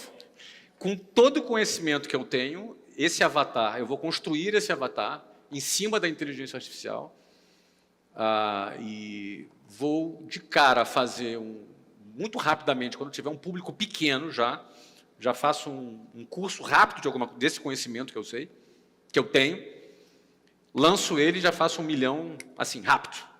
No primeiro mês já faço 1 milhão rápido ali. Você vê que ele é humilde, que eu Tá faço legal? no mesmo dia. Não. Eu faço no mesmo dia. Eu não Pelo preciso... menos esse aí eu eu não ganhar do Fábio. Não. Tô Eu curtindo. não Só pra quero encher o saco, Eu vai. não quero fazer nem no mesmo dia. Vamos lá. Eu faço. E aí eu boto, faço, ligo, vendo e começo. Daqui a pouco esse avatar tá mais famoso que o Flávio Augusto. Presta atenção. Então agora, o Flávio não tem o conhecimento, porque tem muita malícia aí, tem tá. muita... Vamos destruir o conhecimento. Então não tem aí você fala, por que conhecimento você está nenhum. tomando tudo que o Legal. cara tem? Você está tomando o WhatsApp, você está tomando Tá a bom. conta do Instagram, você está tomando o relacionamento com os bancos, tudo. Sabe por que eu estou tomando? Para alguém que está assistindo isso aqui desconfiar. Porque se eu tirar tudo dele e ainda tiver como fazer alguma coisa, é o que você tem que fazer, ué. Se você não tem isso que eu estou tirando, anote o que eu falei. Estou tirando isso, que aí você tem que construir. Esse celular aqui vale bilhões, certeza. Você comprou o mesmo celular que ele. Só que esse aqui, pelos contatos, esse aqui tem contatos. Meu, 2 anos falando com ele, ele não respondeu nenhuma vez.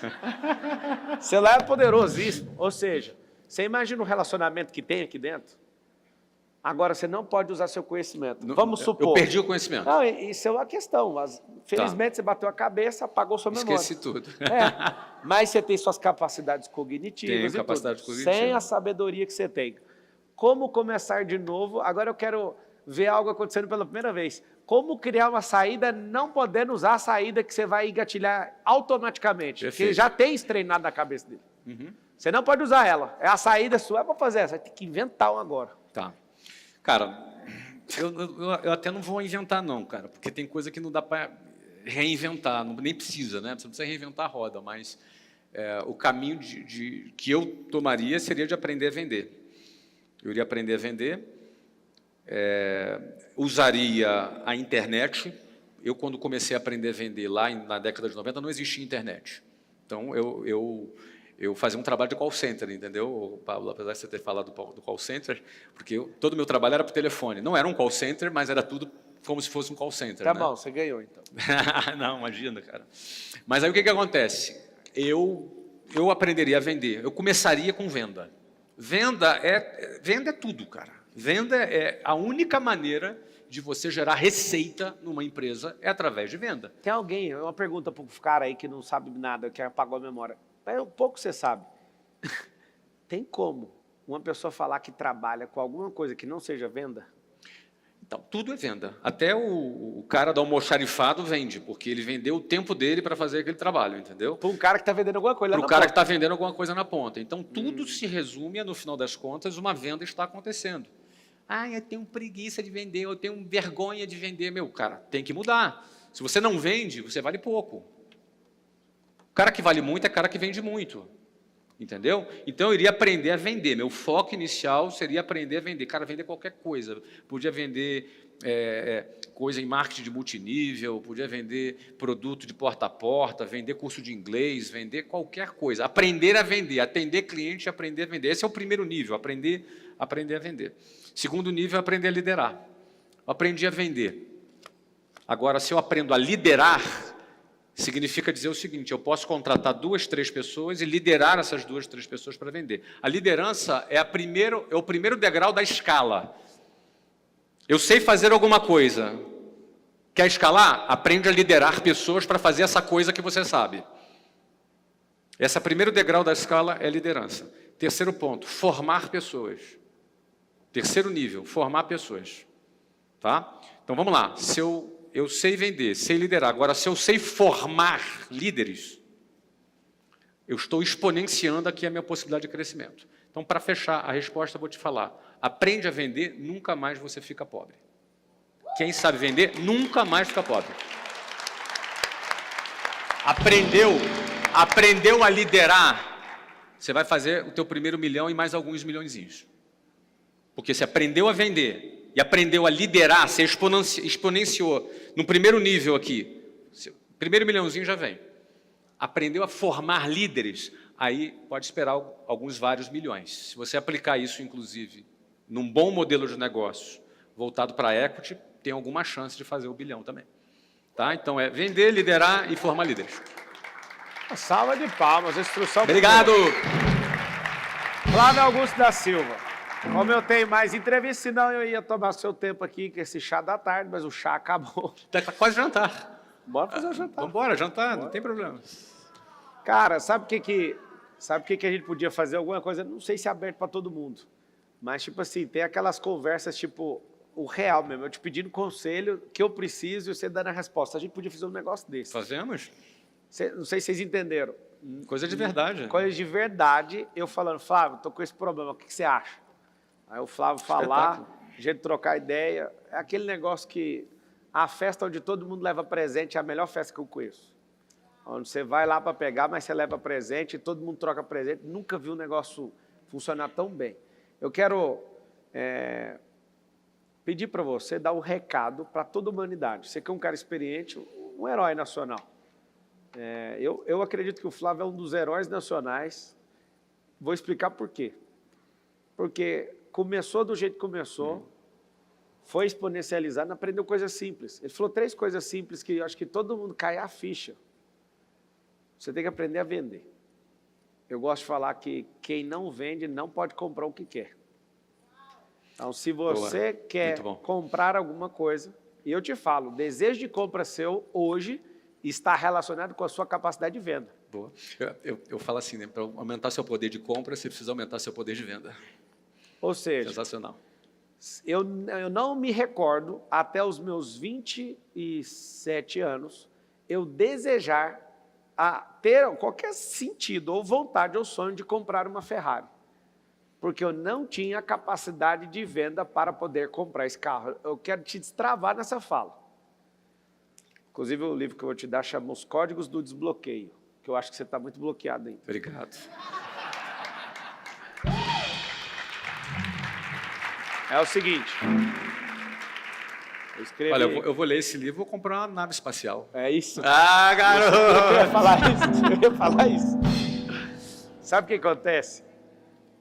A capacidade sua de testar, aprovar e ter uma retroalimentação sobre vendas aumenta seus desejos, aumenta seus acessos, aumenta seus desafios, aumenta suas experiências, aumenta o seu network. O que eu quero te falar com isso? Liberar para o meu amigo aqui no chá da tarde, dar o recado para o mundo inteiro. Se você fizer com vontade ou sem, de qualquer jeito você vai aumentar a sua capacidade de venda. Se você fizer com medo ou sem medo, de qualquer jeito, né, Tasso? Você vai aumentar a sua capacidade de vender. Se você só fizer, a capacidade vai aumentar. Marcelo, está dando resultado negativo.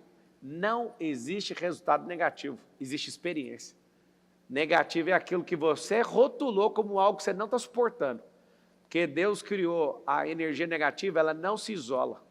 Ele não criou positivo sozinho, nem negativo sozinho. Entra dentro do átomo. Tem próton, elétron e nêutron. Não tem ninguém trafegando sozinho. Toda essa composição é um núcleo giratório retroalimentando o átomo. Então, toda a formação do universo, existe a composição do negativo e o positivo. Agora, o que não existe é aquilo que você só idealiza e não faz. Só faça. Se der errado, isso é bom. Você está destravando a sua capacidade. Marcelo, mas eu fiz uma coisa que eu não gosto. Você acabou de descobrir um meio que você não quer viver a sua vida. Mas pelo menos você tem experiência. Pergunta para o Flávio, se ele não pensa do mesmo jeito. Você prefere fazer negócio com um cara que tem medo e nunca fez nada ou com um cara que já quebrou? Um cara que não tem medo, cara. Um cara que pode até ter quebrado, não tem problema. Qual que é o problema disso? Agora, você é tão perfeccionista que você não faz com medo de quebrar. E a gente está escolhendo o cara que quebrou, porque a gente tem certeza que ele não vai quebrar naquilo. Ele pode fazer de outro jeito, mas nós vamos juntos. Então, isso aqui não é uma entrevista, é um chá da tarde mesmo. Eu tenho um prazer muito grande de ter um cidadão do nível do Flávio. Eu acredito, Flávio, que o que você viveu até agora, eu estou vendo que você está crescendo muito. E esse crescimento mostra que o que você viveu até agora não é nem a sombra do que há de vir. Eu acredito de verdade que você é um patriarca desse tempo, alguém que está disposto a ter o coração correto para ajudar os outros. Eu amo ver esse coração seu, poder ter esse acesso. E eu quero que você transmita isso para as pessoas. Que você... eu sei que você não vai gostar do que eu vou falar, mas um dia eu quero te ver presidente do Brasil. Sei que não é a sua vontade, nem... A última vez que você falou isso, você lembra que eu respondi, né? Mas eu vou falar toda vez que eu quiser. Eu falei, tá amarrado. Eu falei, tá amarrado. É só amarrar num partido, amarrar num povo e sentar na cadeira. Sabe por quê? Nós, brasileiros, a gente precisa de olhar para pessoas assim e falar, mano, nós temos que incentivar. As ligações que eu recebi de todo mundo quando eu falei, vou mexer com política, amiga, é desanimador demais. E o meu alvo na política é entrar, sair e empurrar a gente lá para dentro. Para quê? Para pegar esse know-how e falar, pelo amor de Deus, liberta um povo. Eu sei que você falou isso agora, mas vai ficar registrado, tá? Não tem problema. Manda seu recado lá, que uma hora vai sobrar para você. Posso dar para a câmera aqui? Fala, se quiser, é o chá da tarde, faz essa aqui. Põe nessa aqui, ó. Vou falar com essa câmera, vou até chegar um pouquinho para frente. Pra É falar, vendedor, ei, desgramado. Para falar com você. Eu vou falar contigo que está assistindo a gente. Você chegou até aqui ao final e eu tive a oportunidade de deixar uma mensagem para você. Você tem toda a vida pela frente para realizar tudo que você deseja, para você, para sua família. Eu só peço a você que não deposite essa esperança na mão de nenhum político. Não deposite essa esperança na mão de ninguém que chegue te fazendo promessas para te arrancar um voto um dia. Deposite essa esperança, em primeiro lugar, em Deus. Amém. Em segundo lugar, na capacidade de você trabalhar e produzir. E aí, cara, entra a minha missão de vida, que é dizer para você que você tem toda a capacidade necessária. Deus te equipou com tudo que você precisa para você transformar a sua realidade. De repente você está passando um momento difícil, de repente você está até sem esperança, mas você tem tudo que é necessário. Talvez sozinho não consiga. Se conecte comigo, com o Marçal, com outras pessoas que podem te incentivar, pegar na tua mão e te ajudar. Mas você precisa acreditar que você tem tudo necessário. Não se iluda com promessas de pessoas que aparecem por aí, de vez em quando. Acredite que você tenha essa capacidade. Só que, além disso, você vai se surpreender que você também vai poder chegar num ponto que você vai transbordar da sua vida essa capacidade e você vai poder ajudar a milhares de pessoas. Eu não sou melhor do que você. Eu andei de ônibus cheio, eu já chorei dormindo, já tive medo do futuro, já tive inseguranças, já me achei desajeitado, desengonçado, feio, sem capacidade para fazer aquilo que eu queria. E se eu conseguir, você também consegue. É isso que eu gostaria que você saísse aqui dessa entrevista com essa certeza dentro do seu coração, tá bom? Esse é Fábio Augusto da Silva!